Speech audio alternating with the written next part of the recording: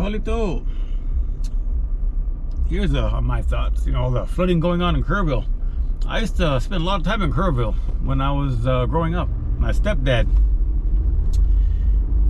he came from Germany back when I was about 5-6 years old, something like that. And anyone who knows West Texas, you know, Kerrville and Ingram and Fredericksburg, those are all German communities. Have a large German population. So anyway, I used to go to Kerrville every pretty much every year, a few times a year, twice a year sometimes.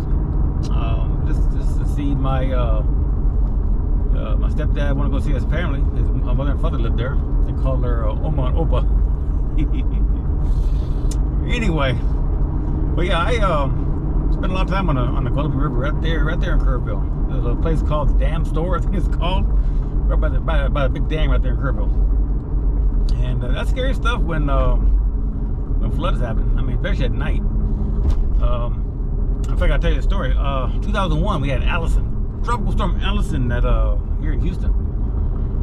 Back then, I lived up in Humble, Texas. Up in Wilson Road in Tuscaloosa. If anyone knows where that is, a mobile home up there.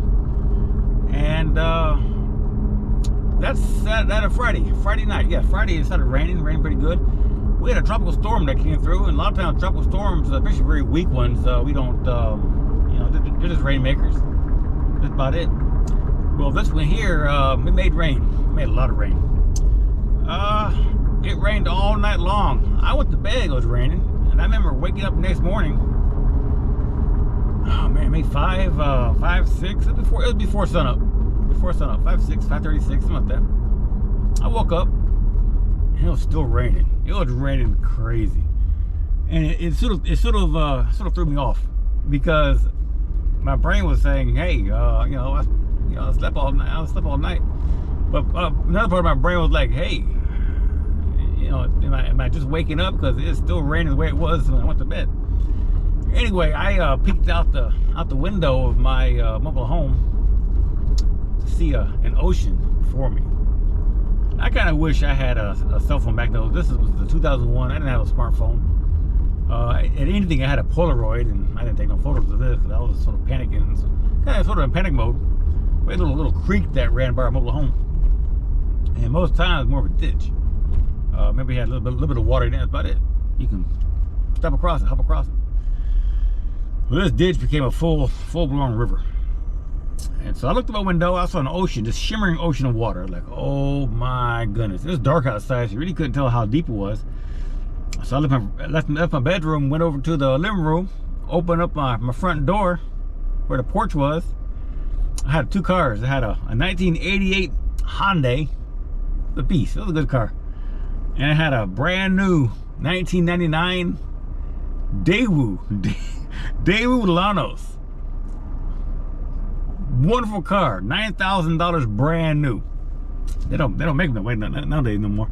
Anyway, I looked at my front door, not that little, you know, a little window, a little door that mobile homes have, a little porch door, and all I saw was the hoods, water up, you know, over to the hood, and windshield sticking up. In fact, my Daewoo, the alarm was in the water, blinking, going off and underwater. My Hyundai didn't have an alarm. It was an 88. It didn't, you know, had a carburetor, you know, old car. I just lost my mind. You know, I had both cars underwater, looking down at my AC vent, because the mobile home ACs are under the floor. All the duct work runs underneath the mobile home. Looking up inside the AC vent down there, and the water was barely getting inside the AC vents. Probably another 4 inches or so. I would have had water inside my mobile home. But that was some scary stuff, man. It took about 24 hours for water to drain off. And since it's a ditch, a ditch became a river. My skirting was sort of pushed in. I just yanked it back out. A few others lost, you know, mobile homes had a little skirt around them. And a few of them just lost everything. All the skirting went away, and all you see is the center blocks holding the trailer up. So it's kind of a scary thing when it happens at night, because at nighttime you just don't see nothing. You don't hear nothing. You're sound asleep. If this flood here in 01 with Allison would have been really like if I live near Spring Creek or Cypress Creek or one of those bigger creeks, yeah, water come up and float. You get enough water, you get about a foot of if you get a foot of water up over your door, over your front your floor, a foot of water, your mobile home will float in a foot of water. Yeah, it don't take much to float them up. They don't weigh much. So I can't imagine people up in Kerrville and in Concan and Ingram and that that the hill country of Texas. That's a hill country. When it rains, all the water runs downhill and into the valleys and all the rivers in the valleys. And ironically, that's where everyone builds their houses. I mean, the Guadalupe is a beautiful river. The Colorado River is a beautiful river. It meanders through West Texas and hill country, and a lot of times the water's just pretty blue, and there's beautiful cypress trees growing in. Yeah, everybody wants to build their houses and put the mobile homes and put the little RV parks and campsites and stuff. But it's if you look at some of the cliff sides of this area, you see millions of years of floods and that have scarred out the sides, and so I mean this place floods. It's a valley for a reason. All the water runs downhill and makes it a little valley. That's how that works, and in geography. So yeah, I feel sorry for these guys because they're probably I heard this thing came at 4 o'clock, 5 o'clock in the morning. 6 in the morning at most, depending where they were in the river and everything.